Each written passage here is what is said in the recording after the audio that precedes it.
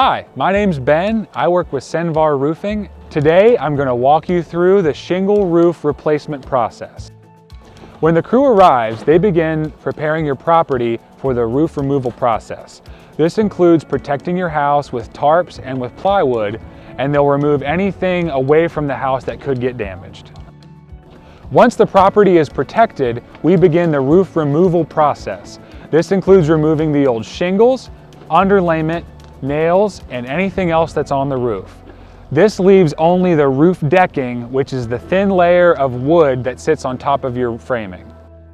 Once we tear off the old roof, we begin to build your new roof.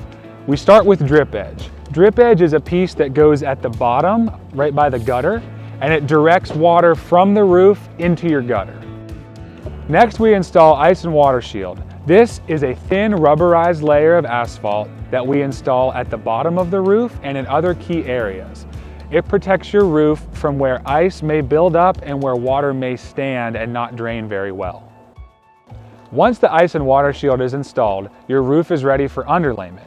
Underlayment is a synthetic material that protects your shingles from any resin that the wood might release. Once that step is complete, we install more drip edge on the sides of the roof to keep rain from blowing in under the shingles. Now it's time to install the shingles. We start with something called starter strip that goes at the bottom and the edges of the roof.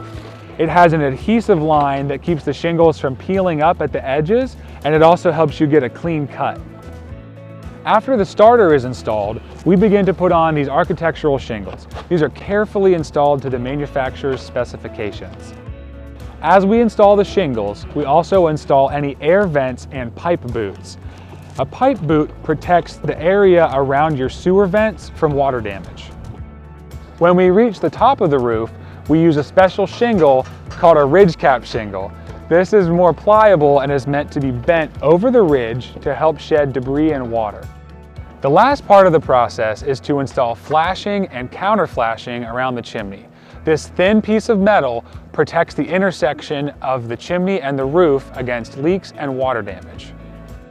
When the crew finishes the roof, they begin the cleanup process. This involves picking up pieces of trash and debris, as well as using a leaf blower and a magnet on the hard surfaces to pick up nails.